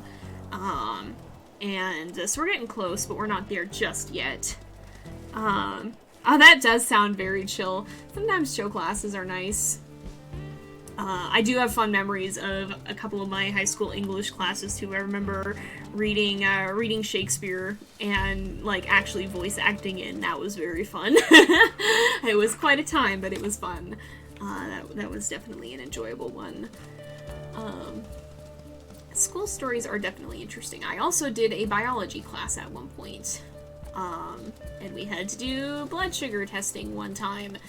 And so we ate nothing but sugar for breakfast, and they made us walk to a park and burn it off. Because they fed like 20 high schoolers sugar, and we had to, the point of it was to test our blood sugar levels. And it proved its point exceedingly well, but also we had like an entire squadron of high schoolers going absolutely hecking feral, so that was a thing too. Oh my goodness. Oh, s'more machines. Oh my goodness. Oh, smoke machines. Oh, I thought you meant like s'mores. I think that was a typo. I think you meant smoke machines. I thought you meant s'more machines. I was like, s'more machines? That sounds interesting. I want s'mores. But oh my goodness. Uh-oh. Uh-oh, that's a... Yeah, if something catching on fire is, that's not good. That's, oh no. Yeah, don't spray fire with air freshener. Oh my gosh. Oh my gosh. You know, I feel that, Royal Kitty. I had, I mean, I'm ADHD. I have ADHD. I had a hard time with focus issues back, even in school too. It can be hard to focus. I don't know, that's, figuring out how to focus is something that's difficult for everybody. I'm still learning this even as an adult, honestly. You kind of have to find what works for you and what doesn't. I'm hoping that I'll smell a carcass around here soon too, because I guess we can keep eating bunnies. But yeah, Peregrine especially needs to get her food up as well. But if we go, that's a moose. Did one of them catch the bunny? No, it went this way. Oh, there it is, I see it. But yeah, trying to find a way to focus is definitely tricky. Sometimes doing things in smaller increments works. So like, rather than saying I'm gonna get this thing done, one thing that's helped me is saying I'm gonna do this much time on something, and then if it's not done, you do more time later on, but that helps make it a little bit more bearable because you can do it in smaller time blocks. But yeah, focus issues are definitely a tricky thing that can be hard to navigate. And I remember having a hard time with that as well. Yeah, and that is what I enjoyed about homeschooling too, is it was more personalized experience. We got to do stuff that was more tailored to me, especially as, you know, I have ADHD, I have autism, that helped. I'm very glad that I was able to be homeschooled, because I think it helped with that situation, because that's something that's, especially for a teacher in a classroom with a bunch of other students, that can be more difficult. So I'm thankful that I was able to be homeschooled. But I've also known people who've done better in public school, so it depends on the person what works better for whom. So it just varies from person to person, but ultimately I think the biggest thing is, and it always sucks if you don't have the option to do this, but hopefully most people have, hopefully many of you have the chance to be able to figure things out, because a lot of it comes down to figuring out what works best for you too, because sometimes we do, you know, we all do learn differently, and some people learn more easily in a classroom environment, and some people don't. So it really just depends on the person. And hopefully a lot of you guys are having a good chance to start to figure out what does work. But even if not, I hope you guys are finding ways to make it work, even in the short term. Even if it's not ideal, hopefully you are finding ways to deal with it. And I'm sorry if it's if it doesn't feel like the way you're doing things is working as well as it could be, because that's a difficult experience to try and navigate. Let's see. Oh wow, I haven't heard of that, but that does sound like that would. Did we not? Why didn't this send postmark? Hold on. Sorry, I'm in the middle of answering questions, but I just noticed that. That sounds like that would be make things more difficult, but hopefully you are able to find ways. I mean, what's hard about that kind of stuff is we all work differently, and sometimes we have to work around ourselves and the quirks and the ways that our brains and our bodies don't always work quite the way they're supposed to. And I think a lot of growing up is figuring out what exactly works how and how to work with it. But that is definitely a big challenge.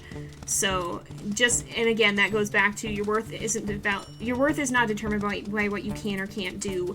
Just because you can't do something, or just because you can't do something the same way as someone else, doesn't make you any less valuable. It doesn't mean that you are worth less than anybody else who might be able to do something in the way the world expects. But a lot of growing up is figuring out basically how to be you, how to function in life in the way that you function in life, how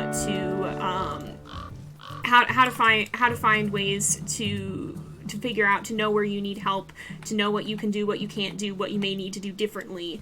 I'm gonna eat this, but we'll try and find a few more hairs as well and see. Because I do want to make sure Remus gets food too. He's at 70, so he's not doing horribly, and right now Peregrine is the one who's actually in need of a lot of healing, which is why I'm prioritizing her food over his, because I want her to heal up. But we do want to find some food for Remus if we can as well. Yeah, we went to hunting a lot of snowshoe hares. Yeah, and it's good to try new things, and it's good to learn what your limits are, because, you know, I think this holds true to everyone, in many ways. I think it holds true to that I found that there are things that I can do, things that I can't do, things that I can learn to do, and things that I can do that may always be hard.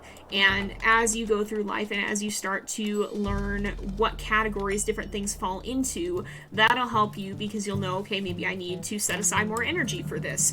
Maybe this is a thing that I don't think I can do at all, and then I need to figure out, you know, a workaround. Maybe somebody can help me. Maybe, Remus, do you want that?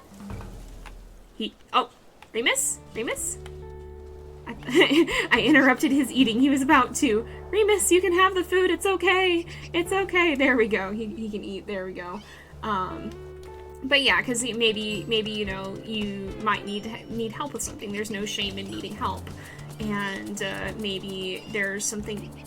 Was that the one? I guess that must have been the one we just caught. I don't know where that went. But you know, maybe you know this is a thing you're going to need help with. Maybe this is a thing you want to set aside extra to practice. For me, driving was like that. It took me a long time to learn how to drive, and it was really hard, but I kept pushing myself, and eventually I was able to learn to drive, and now it doesn't take nearly as much energy as it used to. So that was something I was able to learn to do. So when you start to figure out what falls into what categories, that helps a lot. Get out of here, coyotes. This is my hair now. It helps.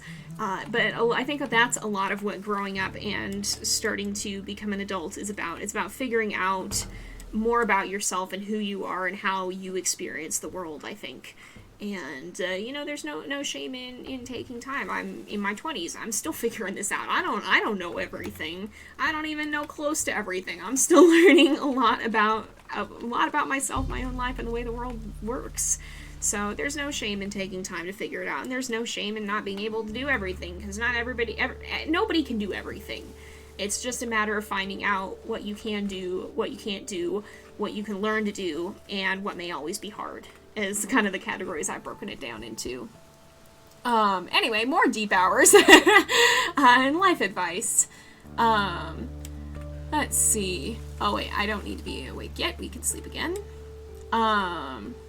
Let's see. Have I ever played instruments? I can kind of play piano a little bit. I've played a little bit of piano, I played a little bit of ukulele. I don't read sheet music well, so I do a lot of playing by ear.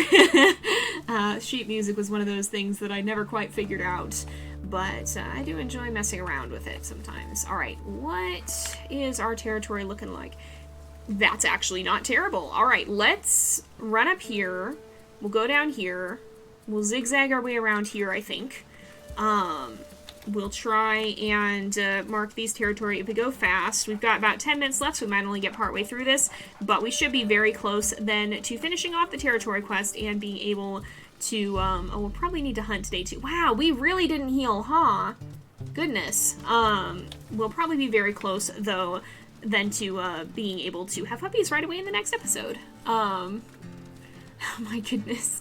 Yeah, the park ranger's just looking at this one wolf single-handedly obliterating the, oh, there's food, there's food. Okay, let's, let us eat food. Let us eat food. There's a cougar.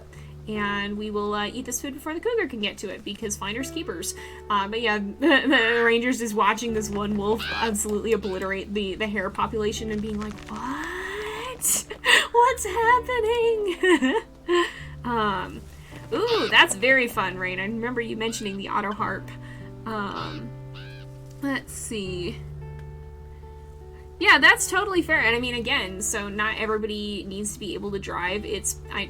Remus ran off with a meat chunk. That's what he wanted. He is still eating. But yeah, learning to drive can help in many cases, but it's not necessary. There's ways around it if you can't. And there's no shame in not knowing how to drive. Again, not everything's gonna be for everybody. Sometimes it's about figuring out what you may not be comfortable with, what you may not want to do. And if driving is one of those things, that's okay. You can figure out ways to work around that. Maybe you find someone who will be able to help give you rides when you need it. There's ways to get around it. And a lot of becoming an adult and growing up is figuring those things out and learning to work with the person that you are. That very much is something I've had to be learning. Ooh, lots of people who play instruments. Definitely some very, very fun ones too. I do like playing instruments. I don't do it super often, and I don't do it super well, but I do enjoy it when I do it. Yeah, better wolf it down. Yep, indeed, Lupin. Yep, indeed. String instruments are beautiful. They have a very, very nice sound. They are quite pretty. Alright, what is this? That's just grass poking out. Okay. Just grass poking out. No need to be anxious about that. Hey, no shame in not knowing how to play an instrument either. Again, it's not everybody's thing. Not something everybody's interested in. And if you're not interested in it, no harm in that. Not everybody's gotta. Worth giving it a try if you have the chance and you don't know if you'd like it or not. But, you know, if you don't have the chance or you don't want to, no shame in that either. Oh my goodness. Oh goodness, yeah. Also, that's another thing. Not everything is about being good at something. If you do something and you like it, it doesn't matter. Like it's not if you enjoy playing an instrument but you feel like you're not good at it, that doesn't matter if you're having fun. If you enjoy doing art but you feel like you're not good at it, that doesn't matter if you're having fun. You don't have to be good at something to be able to enjoy it. Like there's that, I don't know when that qualification came to be, but it doesn't need to be. If you're enjoying a hobby, you don't have to be the best at it. You don't even have to be good at it. If you're having fun, that's what counts. You guys are having fun. I didn't even know that was a command. I didn't even know that was a thing until like last stream. You guys are really having fun with that, with the /me command. All right, we are getting closer to done. So I'm just going to basically loop around over here, mark all of these, and that should be enough, I think. We're just going to swim across. So let's see. Oh my goodness. Yeah, that's an interesting thing I've experienced because, again, so like YouTube, Twitch, art, and even writing, all of those things are hobbies, but they're also stuff that I'm looking at from a job perspective too, so that's been interesting to try and figure out how to navigate. It's definitely, I mean, I've been doing YouTube for, I think we're coming up on 5 years, maybe 6 years, I've lost count at this point. But it's definitely been an interesting thing to navigate because I want to maintain these things as something that I enjoy even while looking at the possibility of doing them as a living. So it gets kind of interesting when your hobbies become jobbies. It's definitely something that you want to navigate carefully. And again, it's a process. I've definitely done a lot of things throughout YouTube that looking back on it, I recognize they weren't healthy. They're not stuff I would do again. And I now know, you know, I don't want to do that for the future. That wasn't a healthy way of handling things. And a lot of it is just about finding that out, figuring things out, and learning to grow in that. and growing in maturity in the way that you see things. So again, you're not going to have it all figured out right away. I'm going to mark this on the map too because I forgot to do that. So this is the Bison Peak den. This is a tree den, and I think this is an open den. I'm pretty sure I remember it being an open den the last time I was here. So we're going to go ahead and mark that. And that's, again, yeah, too, even if you are, like, improvement takes time. I spent a long time being very dissatisfied with my art, feeling like I wasn't any good at it, and now with where I'm at, looking back on it after drawing for several years, I'm starting to feel more satisfied with it, and I can see it helps if you look back rather than forward in that, honestly, because if you're constantly comparing yourself to where you want to be, then oftentimes you'll lose sight of the steps you've made. So if you, it oftentimes can be more helpful to look back at where you were and to see how you've grown than to constantly measure yourself at where you want to be and feel like you're far behind it. It can be helpful to keep in perspective where you're coming from. Don't lose sight of your goals, don't lose sight of where you're heading, but don't fixate on them so intently that you forget to look back and see the progress you've already made. That's something that's helped me a lot, because I do tend to be a very perfectionistic person a lot of the time. Hello? Who goes there? Hello? Who goes there? Who are you? Who's this? Junction Butte. What are you doing in my territory? Get out! There's 3 of them. I think they're on the run, thankfully, but goodness. Jerks. Stay out of my territory. Stay out of my territory. But yeah, I mean, I've dealt a lot with perfectionism in my own life, and this is one of the things that's really helped me start to face that, is learning that, you know, not to focus so much on, I'm not where I want to be yet, as much as, look at where I started, look at where I am now, I've made progress. Let's see. Alright. Oh my goodness. Yeah, that definitely, I can see that. And yeah, it is hard to, comparing yourself to other people is another big thing that's difficult not to do. Oh, there's the stump post, I see it. It is very difficult not to compare yourself to people in general, and especially when there's somebody you really admire. Oh, Remus wants to hunt. Well, Remus, we don't need to hunt. We're full on food. Why are you hunting? He's always hungry. Always hungry, this man. He's at 97%. He's still like, food. Oh, I love him. He's great. But yeah, so that's another thing that, again, like, by all means be inspired by the people around you who you see doing well, and you see, you know, if they inspire you, there's nothing wrong with that, but don't get so caught up in trying to be them that you lose sight of you. That's another big pitfall that I'm just starting to learn not to fall into. It's easy, you know, especially being a YouTuber. You look at the other big YouTubers who are out there and you go, oh wow, these people are so cool, and they've got thousands of subscribers and millions of subscribers, and they're getting thousands of views on every video, and if you're not there yet, that can get really discouraging. And even if you never get there, it can get very discouraging. But when I've started focusing more on, okay, this is what I'm doing, this is where I am now, and, you know, I enjoy this, that's helped me a lot, because it's so easy to feel like everybody else is so rapidly outpacing you that, you know, you can tend to lose sight of, you know, hey, I'm in a place that I enjoy, I like what I'm doing, and the numbers aren't everything that matters. And even if even as much as the numbers can matter, I'm still growing, and I'm still improving in my own way.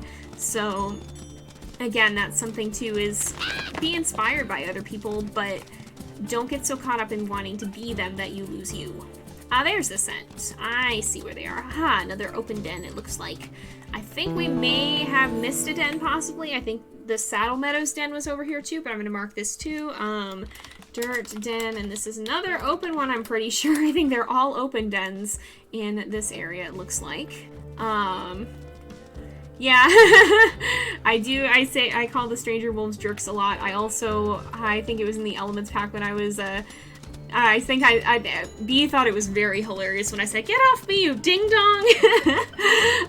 I think that was one of the things I said there. They like to trespass. I guess we kind of trespass on their turf too, but, yeah, hey, stay away from my den, stay away from my babies. I know you do not like my babies, but they are my babies, and I will protect them, even if they're not born yet. Ooh, that is very fun. That is very, very fun. Yeah, that's really neat to see. It's always neat to see how the people you're around shape your style, but at the same time it can be different. It's a very, very fun thing to be able to take a look at. All right, let's see. It is 4, so we're gonna probably wrap up after this. I'm just gonna mark this, and we'll see. Oh, here we go. So we actually got to the end of this. So you've established good territory and found several potential dens. You and your mate are truly a pack now, so give your pack a name. Of course, this is the Moonstone pack. We will go ahead, hit continue, and we will move on to choose a den. So we're gonna go ahead and do that. We'll let the season change and just in time. Very, very perfect stopping point. So when we come back next time, we'll be choosing a den. We'll be back here probably next Thursday from 2 to 4 again. So same time as this stream. But we're gonna go ahead and finish that off. So we want to find a den here and go look it around, but we'll vote for that next time. We're gonna go ahead and wrap up and get to take a look at Slough Creek in April. This is the nostalgia area to the old map, but we are gonna go ahead and end off here because it is about that time again. So thank you guys so much for watching. I hope you've enjoyed the episode. Don't forget to like and subscribe, and I will see you guys next time. But until then, this is Jay, over and out.